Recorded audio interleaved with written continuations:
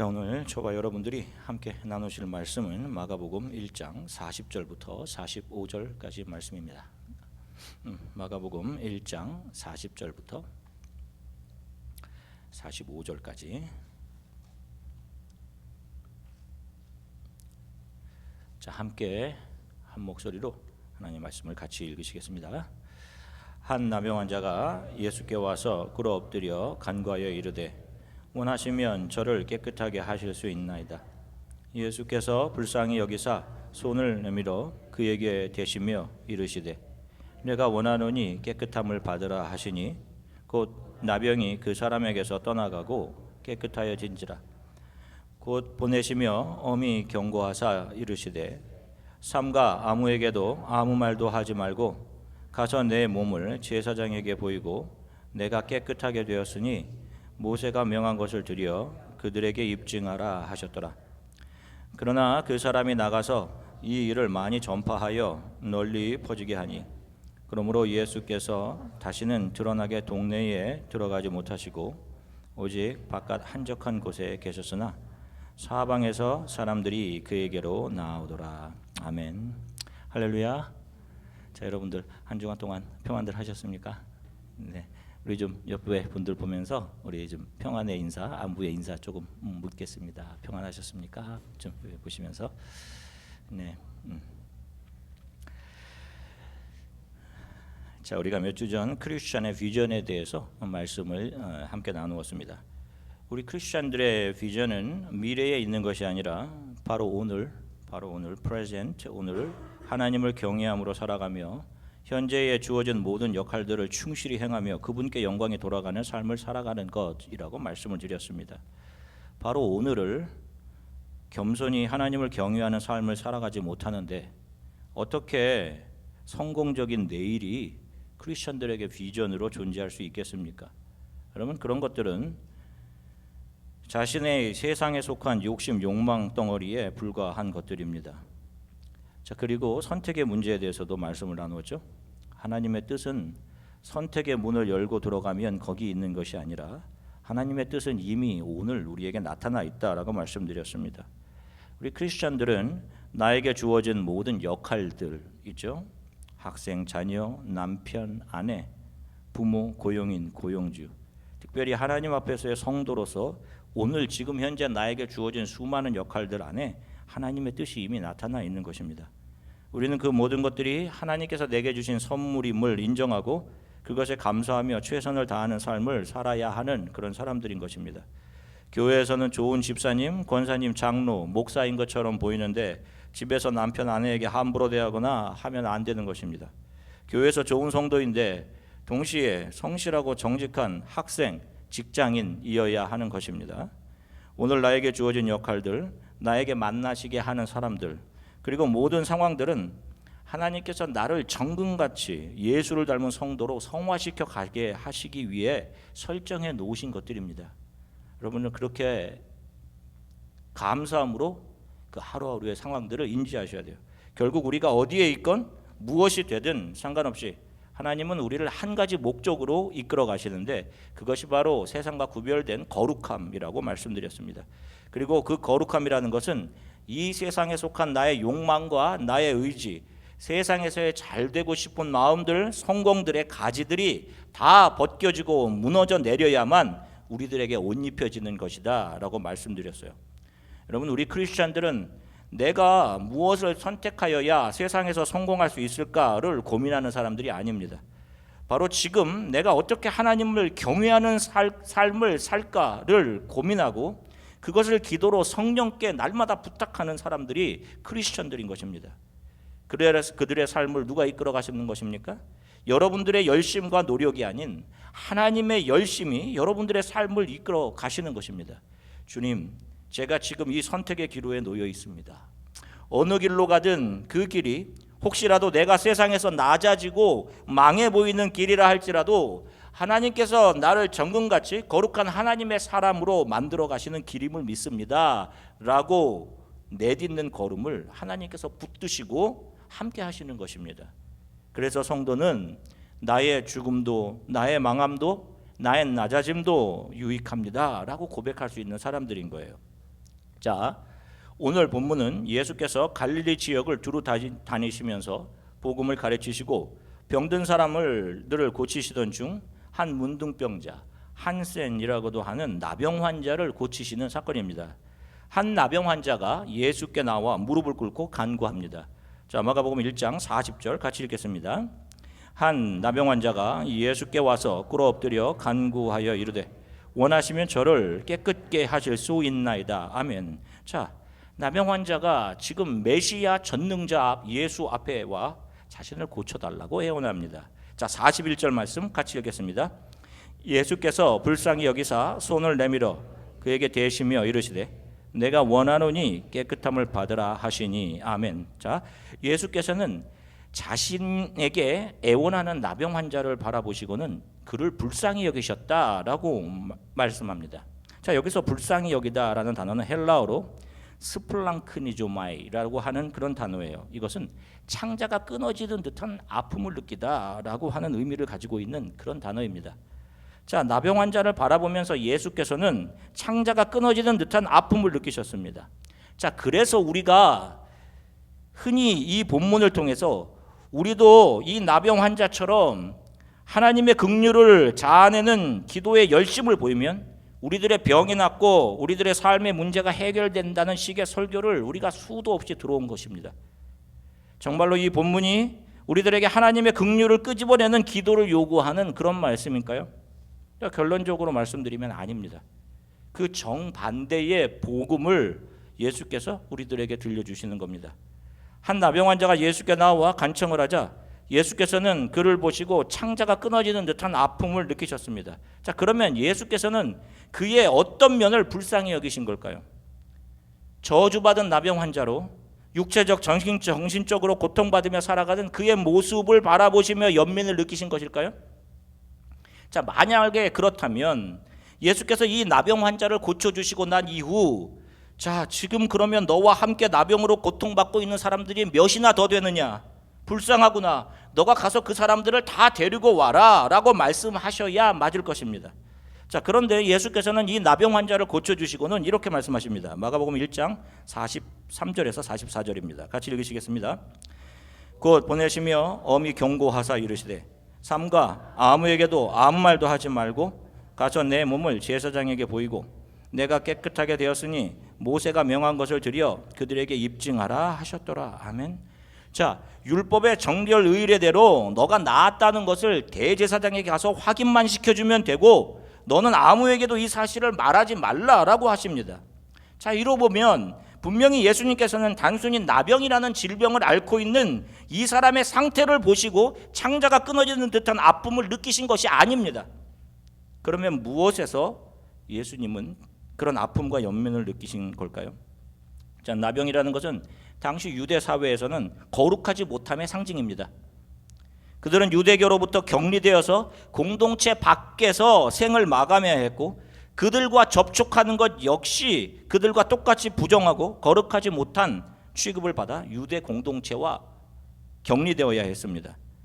모든 것을 다 박탈당하고 거룩하지 못한 인간, 죄인 중에 죄인 취급을 받았던 것이 바로 나병입니다. 온 몸에서 진물이 흘러내려 얼마나 가려움이 심했던지 돌로 기왓장으로 자신의 진물 나는 몸을 긁어대야 했고 손가락, 발가락, 코와 귀가 떨어져 나가 그 몰골이 흉측하게 그저 없었기에 하나님으로부터 저주받은 자들이라고 여겨졌습니다. 혹여 기적적으로 병이 나으면 제사장에게 나은 부위를 보이고 정결 예식을 통해 다시 유대 교회 안으로 복귀할 수 있었습니다. 자, 이 사람이 자신의 병을 고치기 위해 얼마나 노력을 했을까요? 해볼 수 있는 모든 수단과 방법을 다 아끼지 않았을 것입니다. 제가 어렸을 적 저희 집 부근에 작은 야산이 하나 있었습니다. 그런데 어른들이 항상 저희들에게 밤에는 그런 말씀을 하셨어요. 특별히 여름밤에 밤에 나가지 말아라 그러셨습니다. 밤이 되면 문둥병자들이 야산에서 내려와서 아이를 데려간다 라는 그런 소리를 하셨습니다.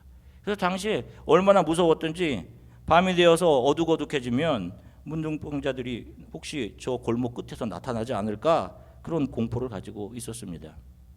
일부러 지어낸 이야기인지 그 사실의 진위는 알 수 없지만 그만큼 그 병에 걸린 사람들이 어떤 수단과 방법을 다해서라도 그 병에서 나음을 얻으려 했을 것이라는 그들의 절박함을 추측해 볼 수 있었던 그런 어른들의 한여름밤의 무섭고 기묘한 이야기였어요.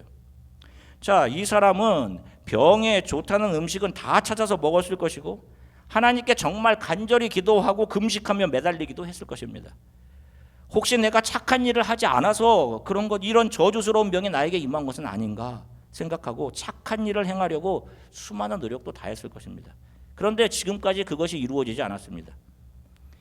그렇게 자신의 저주스러운 병에서 고침을 얻기 위해 수단과 방법을 다 찾아다녔던 자신의 동네 갈릴리 지역에 지금 예수께서 오셔서 천국을 선포하며 병든 자를 고쳐주시고 계신다라는 소식을 듣게 되었습니다.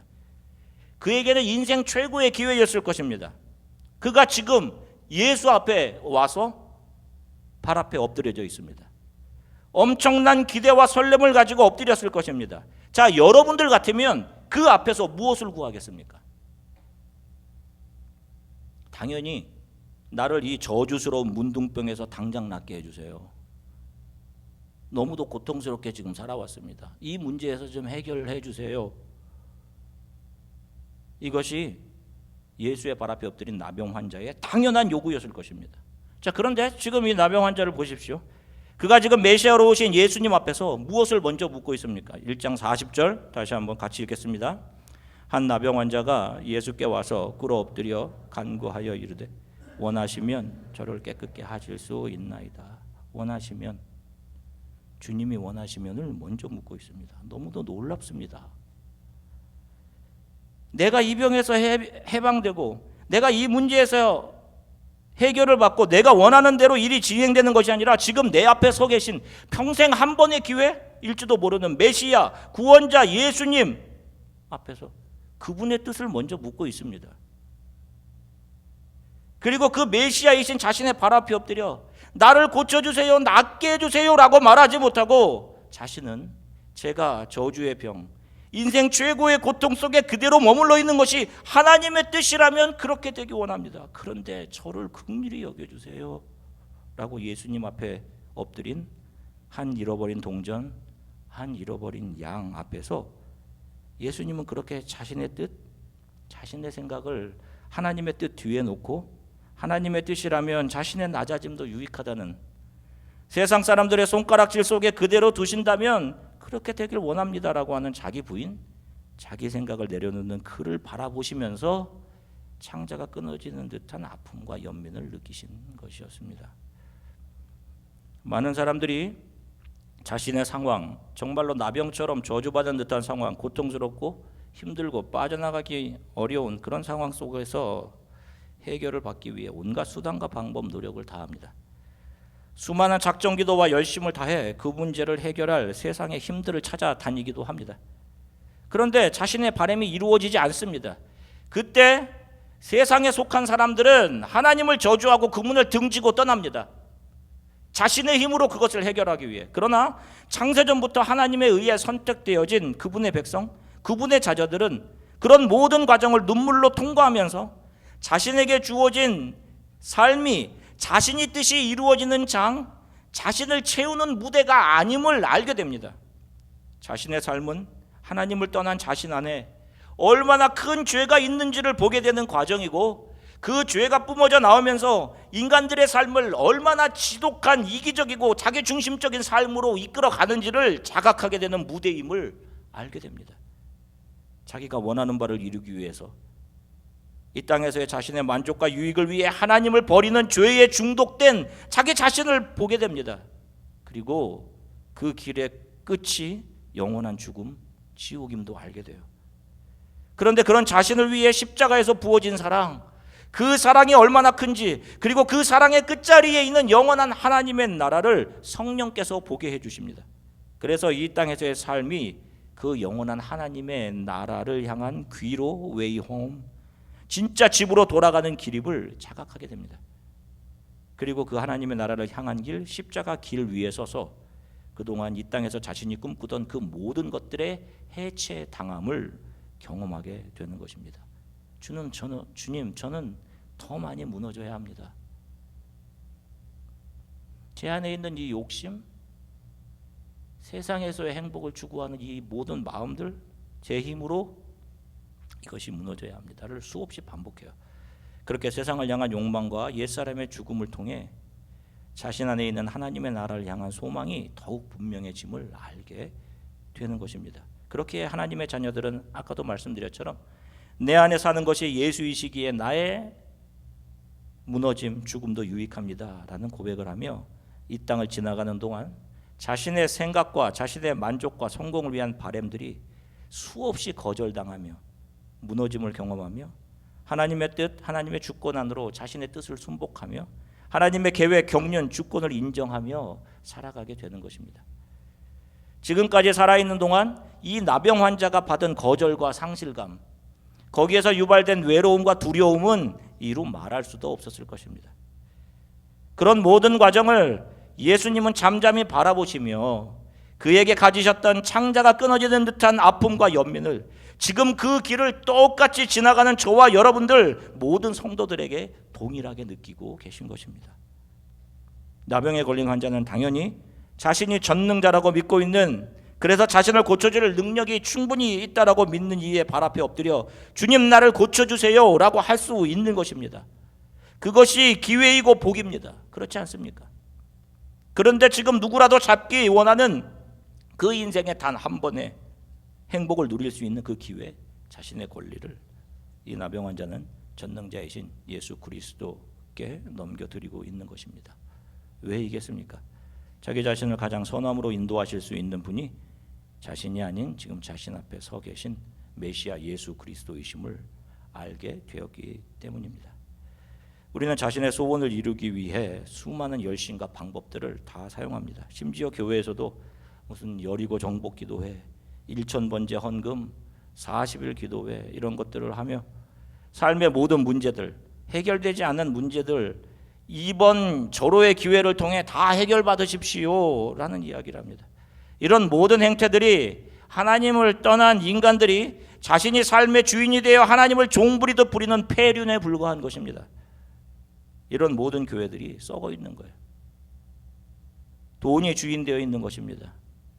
소원을 들어주실 때까지 보좌를 흔드는 기도를 하라, 뭐 이런 말도 합니다. 보좌는 왜 흔드는 겁니까?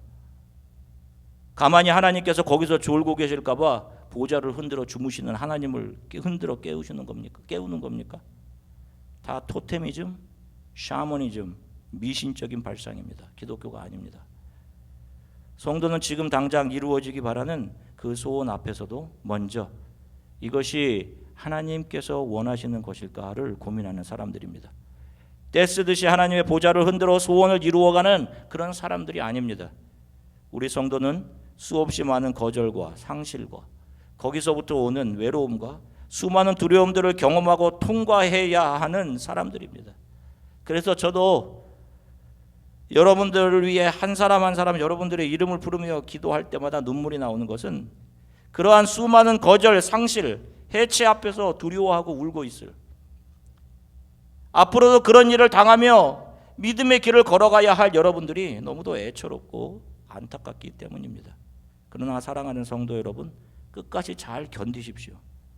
하나님께서 여러분들이 겪고 있는 그 모든 일에 대해서 창자가 끊어지는 듯한 긍휼함을 가지고 여러분들을 바라보고 계십니다. 하나님 보고 계시지요. 도와주세요. 그러나 주님 뜻대로만 저를 이끌어 가주세요 라고 기도하는 여러분들을 잠잠히 바라보시며 여러분들 향한 아픔과 긍휼의 눈으로 여러분들을 보고 계신다는 사실들을 여러분 잊지 마십시오. 이것에 공부하기 위해 오신 분들, 또 새롭게 정착하기 위해 넥스트 스텝을 계획하시는 분들, 여러분들이 크리스천이 맞다면 하나님 고쳐주세요, 이루어주세요가 아닌 매일 하나님께서 원하시며 내 자리로 내려가셔야 합니다. 자신의 삶을 자신이 주인이 되어 자신의 뜻대로 이끌어가던 자리에서, 주체의 자리에서 하나님이 원하시면의 자리, 객체의 자리로 내려오는 것을 우리는 순종이라고 하는 것입니다. 여러분들 옆에 있는 세상 사람들은 성공을 향한 불굴의 노력과 자기의 힘으로 행복 잡기, 생명나무 과실마저 따먹기 위한 노력들을 여러분들의 옆에서 계속해 해 갈 것입니다. 그 옆에서 우리 성도들은 상실과 잃어버림과 외면을 당하며 세상의 힘들, 성공들, 나의 만족과 유익을 채우던 그 옷들이 하나씩 하나씩 벗겨지게 될 것입니다. 그렇게 잃어버림과 상실의 경험들이 바로 십자가 길을 걸어가는 성도들의 예수를 닮아가는 흔적인 것이에요. 여러분들 이러한 삶을 살아가게 되시기를 주 예수 그리스도의 이름으로 간절히 축원합니다. 우리 잠시 함께 기도하겠습니다.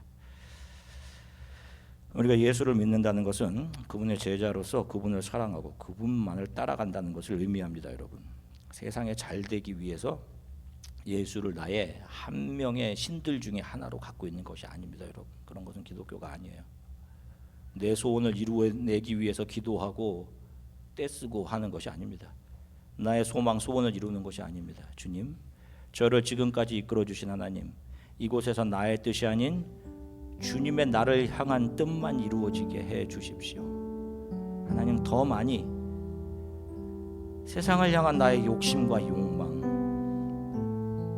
나의 힘으로 손을 뻗어 생명나무 실과마저 따먹으려고 하는 탐심, 이런 것들을 더 무너뜨려 주세요. 주님, 나의 가는 길을 오직 주만 아십니다. 주님, 나를 예수님 닮은 거룩한 성도로, 천금 같은 성도로 날마다 주님 변화시켜 주십시오.